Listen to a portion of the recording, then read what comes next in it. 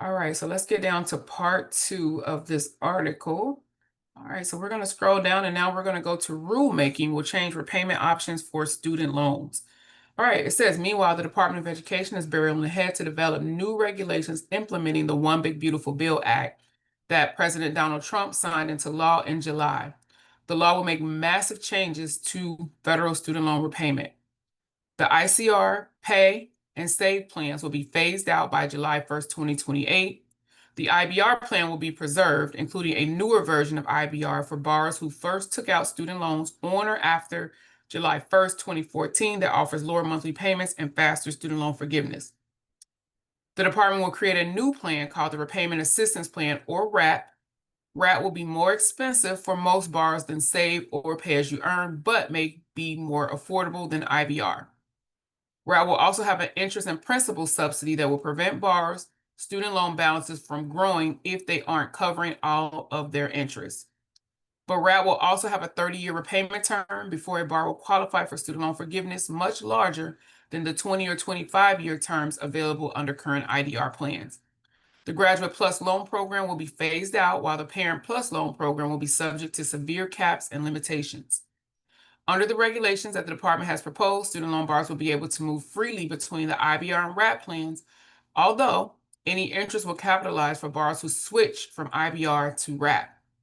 Borrowers who take out any new student loans or consolidate existing loans on or after July 1st, 2026 would lose access to IBR. Parent Plus borrowers can access IBR under changes made under the legislation, but only if they consolidate their loans before July 1st, 2026 via the direct loan program. Enroll in ICR and make at least one ICR payment before July 1st, 2028. The department also clarified that payments that count towards student loan forgiveness under one IDR plan will count toward loan forgiveness under the other IDR plan. So let's break this down a little bit. So we know that what it is saying is that under these new regulations that the Department of Education is saying that student loan borrowers will be able to move freely between IBR and RAP plans. So these are the only two repayment plans outside of standard, the new tiered standard repayment. These are the two repayment plans that are going to be available to borrowers after 2028, after the 1st of July, 2028, or it could be sooner because they're saying that ICR, pay as you earn, those plans are going to be phased out by July 1st, 2028. So they could be phased out anytime in between that. But we know after July 1st, 2028, IBR and the RAP plan are the only two repayment plans that are going to be available for borrowers. So what they're saying is that although interest will capitalize for those who switch from IBR to RAP, so if you're an income-based repayment and you decide that you want to move over into the repayment assistance plan, that the interest is going to capitalize, okay? Which means it's going to make that balance balloon, or it's going to be a lot bigger rather. Borrowers who take out any new student loans or consolidate existing loans, because we have to remember, when you do a loan consolidation, that constitutes a whole new loan, okay? So if you consolidate your loan or you take out any new student loan on or after July 1st, 2026, you will lose access to income-based repayment. So if you take out any new loans or consolidate on or after the 1st of July, 2026, you lose access to income-based repayment because you are being now considered as a new borrower. Parent Plus borrowers can access IBR under changes made under this legislation, but only if they consolidate their loans before the 1st of July, 2026. So what that means for Parent Plus borrowers, if you are a Parent Plus borrower and you have not consolidated your loans, and it's important that we be careful if we are going to be consolidating. Because a lot of you, prior to your consolidation, you may have made payments on those loans that you haven't consolidated. And one thing that's unclear, for at least from what I've seen, is how are they going to weigh that? Are you going to lose all of the payments that you have made? Because when you open up a new loan, the history from the other one is gone, which includes those payments. So if you're someone that decides to consolidate, and let's say you've made all these payments on these loans, and now you have to start over from the beginning. So that's the thing about consolidating is being careful on how you do the consolidation.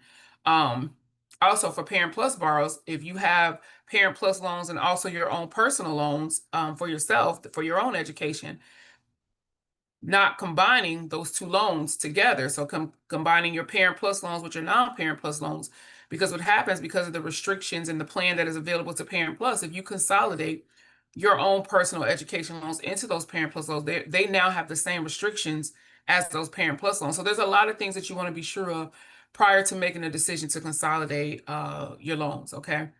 All right, but it tells you if you do decide to consolidate for Parent Plus loans, you have to get it done before the 1st of July 2026. Not only do you have to get that consolidation done by the 1st of July 2026, but you have up until July 1st, 2028 to enroll into income contingent repayment because that is the repayment plan that is available to Parent Plus loan borrowers. So once you consolidate the loans by the 1st of July 2026, and actually you want to do it sooner, some months ahead, at least 3 months ahead of time, because of the backlog with processing things, you want to make sure that that loan is dispersed at least by the 30th of June, 2026. But they're saying you have to make a payment on that ICR plan by the 1st of July 2028. So not only do we have to get the loan consolidated at least 3 months ahead of time to ensure that that consolidation loan is dispersed at least by June 30th, 2026. So when July 1st hits, we're already done. But secondly, you have to make sure that you enroll yourself into income contingent repayment. That is the only plan that's available to Parent Plus borrowers. And then after that, after you get yourself enrolled, you have to make at least a 1 month payment on that under that ICR plan. And it all needs to be done before the 1st of July 2028. Okay. It also says the department also clarified that payments that count towards student loan forgiveness under one IDR plan will count towards loan forgiveness under the other. So those who are concerned about transferring into plans and losing any of your payments that you made just from transferring, not consolidating, but just transferring out of one repayment plan into another, you don't have to worry about losing your qualifying payments. Those are going to follow you. Now, if you consolidate, that's different. Consolidating and transferring into a different repayment plan is two different things, okay? All right, so it tells you the proposed regulations implementing the One Big Beautiful Bill Act are not yet final.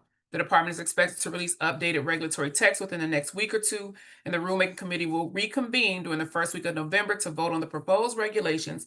If the committee reaches consensus, the department will implement the committee's recommendations. If it is fractured, the department will have more leeway to tweak these regulations. I mean, if they can't come to agreement.